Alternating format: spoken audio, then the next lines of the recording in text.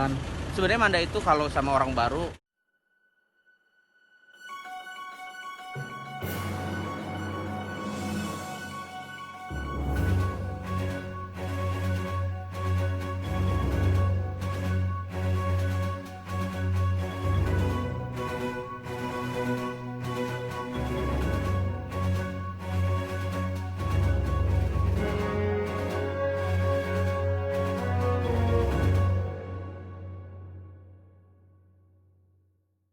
eh, bisa dibilang masih menutup diri gitu loh maksudnya. Jadi kan memang sebenarnya dibilang gampang untuk kenal sama orang baru, dibilang gampang sih gampang. Tapi kebetulan memang semenjak gue berhubungan sama Manda itu gue kan sedikit banyaknya cerita soal keluarga gue, dan ketika gue cerita dia pasti seenggaknya udah memahami karakter keluarga gue, ponakan-ponakan gue. Makanya justru itu ketika baru pertama kali ketemu sama ponakan gue, dan lagi pula ponakan gue masih kecil juga, pasti namanya kita lah ya yang udah dewasa pasti kan suka sama anak-anak. Dan kebetulan ketemu pertama kali sama ponakan, dia udah seneng banget, terus kayak nice banget sama ponakan-ponakan gue. Hampir semuanya, bukan hampir semuanya, emang semuanya ditraktir sama Manda makan, belanjanya ya belanja untuk anak-anak gitu ya. Bukan dinilai bukan dari itunya sih, tapi gue lihat ketulusannya dia, maksudnya perhatiannya dia, baiknya dia gitu. Baik bukan diukur dari segi materi lah ya, maksudnya kita bisa menilai orang baik atau enggaknya, tulus apa enggaknya, seperti itu. Dan alhamdulillah ketika gue lihat Manda sama ponakan gue sangat-sangat baik banget, akrab banget, gampang deket gitu. Ketika gue memahami komentar-komentar yang gue dibilang ya bisa dibilang seperti itu, nggak terlalu banyak juga sih. Hampir 90% orang menyukai hubungan gue sama Manda dan mendukung gitu, karena memang itu mah orang yang ngomong seperti itu bumbu-bumbu untuk semakin ramai di sosial media. Mungkin itu orang-orang ya, sebagian besar pasti ada ya. Kita harus memahami pro dan kontra di dunia internet, pasti ada suka, pasti ada yang suka. Mungkin 10% yang nggak suka sama hubungan gue sama Anda, bahkan mungkin nggak suka sama gue pribadi. 90% suka sama hubungan gue sama Anda. Kan gue yang cewek, dia tuh suka banget nge-mall. Kalau nge-mall tuh kayak kan mamanya sekaligus manajer gue, kayak video call atau nelpon terus ngajakin ke mall sama anti Manda gitu. Pokoknya seneng sama Manda.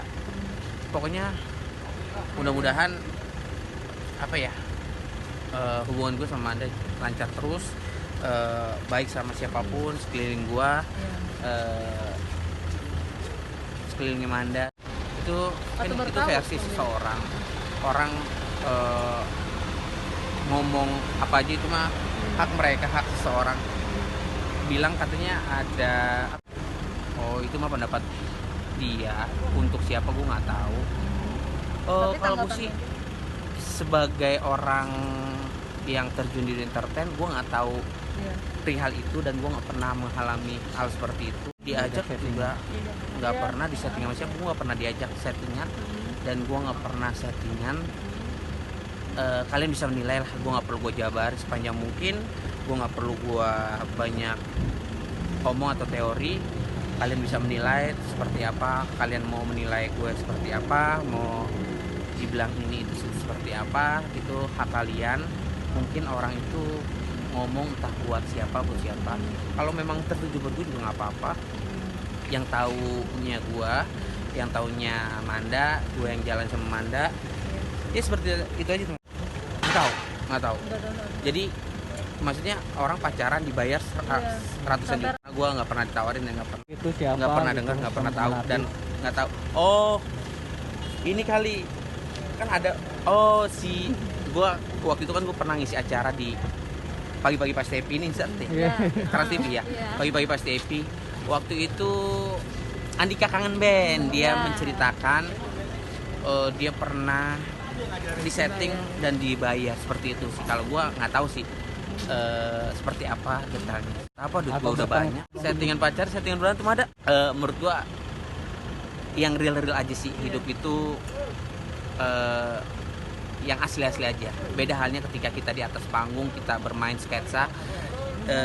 Di dalam skrip itu ada gimmick, bukan setting. Gimmick itu supaya ada bumbu-bumbu keseruan. Iya. Kalau setting itu entah dibilang tadi Mbak atau Mas bilang setting pacaran, setting berantem, itu nggak ada di kamus gue dan nggak ada di kehidupan gue sebagai dunia entertain gitu sih. Lo nonton di YouTube gue ya? Iya dong. Jadi pas gue sholat Jumat, Manda kan kebetulan ada 2 syuting. Pertama dia syuting di daerah Kebun Jeruk, televisi Kebun Jeruk. Kedua syuting nih di Trans TV. Habis itu karena gua ada syuting, dia kan selalu nemenin gua kemana-mana. Dia tuh baik banget ya. Capek pun dia nemenin gua, mijitin gua. Tiba-tiba dia datang ke rumah gua, nggak tiba-tiba sih, emang gua udah komunikasi. Pas gua lagi bikin vlog dia lewat. Pas banget gua masukin vlog, dia duduk dulu di bawah.